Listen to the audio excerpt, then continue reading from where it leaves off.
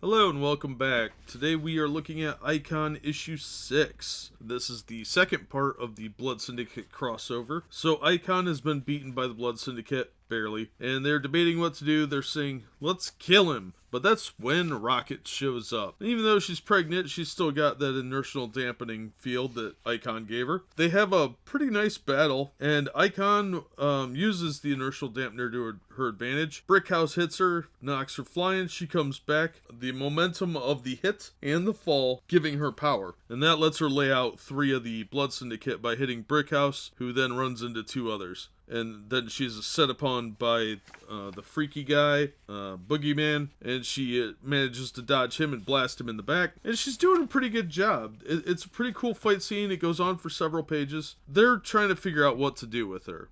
The leader, Wise Son, says, "Hold up, G's. I want to see if the girlie has anything to say for herself." And they've got her kind of at a disadvantage. The big guy's holding her, and Brickhouse is going to drop a car on her. I think Brickhouse might be a woman. I'm not sure.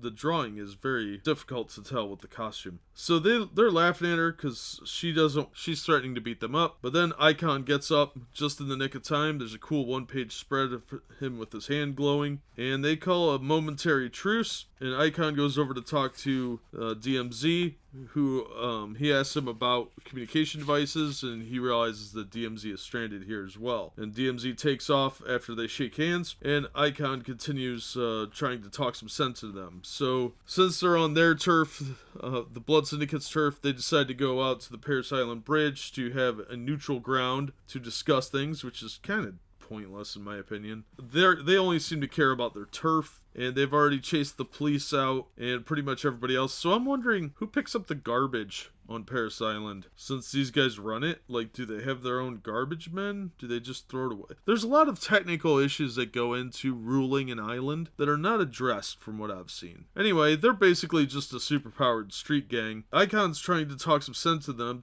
saying, yeah, where's our justice? And he's saying how he's seen all these different things, and he says justice is either for everyone or for no one, which is very noble. But one of the guys even says justice is for people with money or white skin. Really, this victim narrative goes back to 93, so the victim narratives get real old. I'm so sick of seeing that. There's a distinct lack of nobility and heroicism in comic books, and it's been that way for quite a while, which is why I quit reading comics in the first place. I got sick of seeing heroes acting like villains, and villains, well, they're just still villains most of the time. Icon gives them a pretty decent lecture. They explain they only care about their turf, and he says, yeah, and Rocket even chimes in and for some reason tells them they're both wrong. And she says, okay, you got your turf, what are you going to do with it? The island's yours. Well, realistically, if a bunch of superpowered teenagers who were a collective street gang took over an island in the United States, the military would show up and eventually kill them. These guys aren't impervious to all weaponry, and eventually they would be dead. So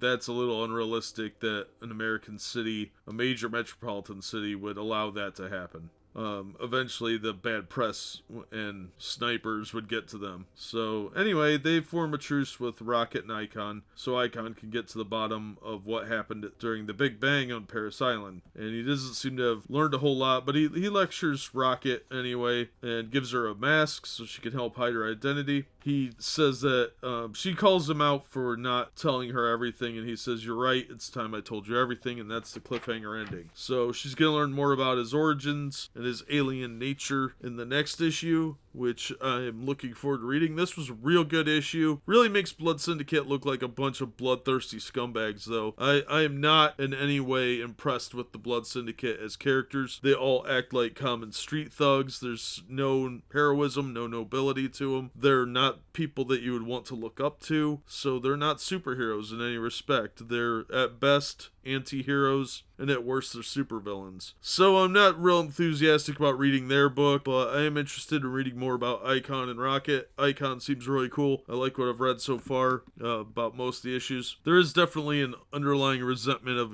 white people, though, which I find very annoying and immature, because they should honestly be aiming for something slightly better than some cheap racial shots. It wouldn't go well if it was the other way. Anyway, it was a good issue overall. I'm really excited to read the next issue so I can learn more about Icon. Go ahead and check this one out. It was really well written, really well drawn, and I think the series is actually a lot better than I thought originally. So I'm real happy I'm rereading a lot of these. And some of them I've never read. I don't think I lasted beyond issue 2 previously with Icon. That'll do it for this one. As always, thanks for listening, and we hope to see you on the next episode.